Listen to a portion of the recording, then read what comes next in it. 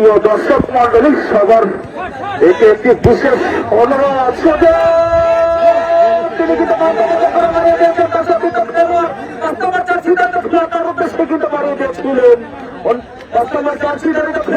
তিনি কিন্তু ভালোভাবে নিয়ন্ত্রণ করতে পারেনি। নিয়ন্ত্রণ করতে পারলে বিপদ ছিল এখানে, এতে কিন্তু বলছিল ঘটনা ঘটলে কিন্তু ঘটতেও পারত, সেটি কিন্তু ঘটেনি।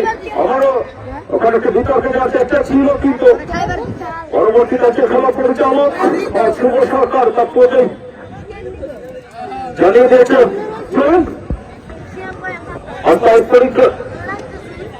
পরীক্ষা বললে ওখানে রক্ষণ বাগের খেলার দূরপাল্লার শট, ওখানে গোলরক্ষক সিমরান তিনি কিন্তু সহজভাবে ঝাঁপিয়ে পড়ে তিনি কিন্তু নিয়ন্ত্রণ করলেন।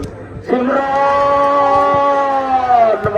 তাই তিনি বাড়িয়ে লাগাতে পারেনি। একটু লক্ষ্যবস্তু হয় আবারও আক্রমণ ছেড়ে পাল্টা আক্রমণ, বল কিন্তু ইকবাল সময় বাসিয়ে দিয়েছে।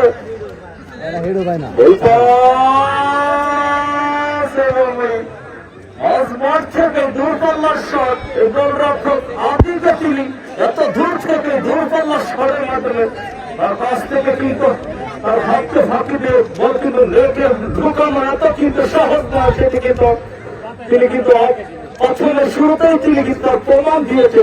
কাছ থেকে ছোট বিভক্সের ভিতরে থেকেও কিন্তু তাকে কিন্তু তার হাতকে কিন্তু ভাঙতে পারে না।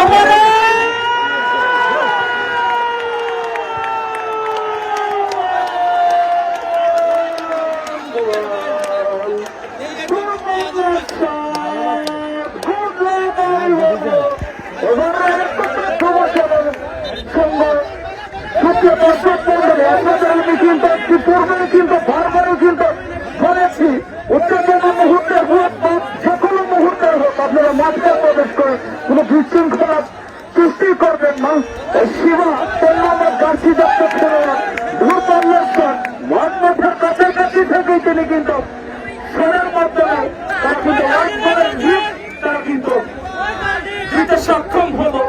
আজকের একমাত্র গোলদাতা শিবা 3 নম্বর জার্সি দপ্তর খেলোয়াড় শিবা তিনি কিন্তু মাঝমাঠের কাছাকাছি থেকে তিনি কিন্তু গোল আদায় করতে সক্ষম হলেন। ওখানে আবারও লম্বা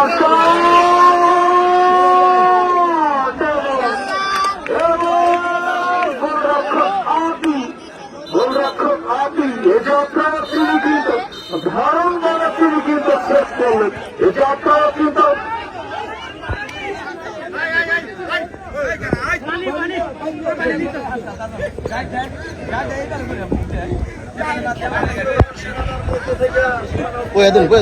মার ঢুকে গেছে যাত্রায় কিন্তু তিনি দারুণ ভাবে কিন্তু তিনি ছেড়ে দিলেন।